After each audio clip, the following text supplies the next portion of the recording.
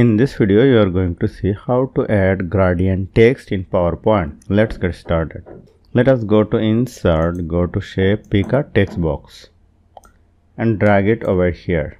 And let us add some text here. Select the text.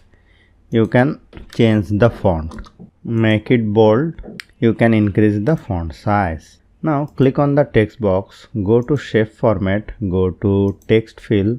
And go to texture, go to more texture, and here you will find an option gradient fill. Choose this one. You can choose the preset from here.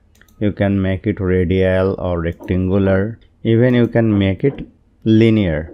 Click on this stops. You can choose the color of your choice. Select this stops, choose the color of your choice. Select this one. You can choose another color. You can adjust it and it will be looking perfect. So hope you found this video helpful. If you like this video, please share this video with your friends and family and don't forget to subscribe. Thank you.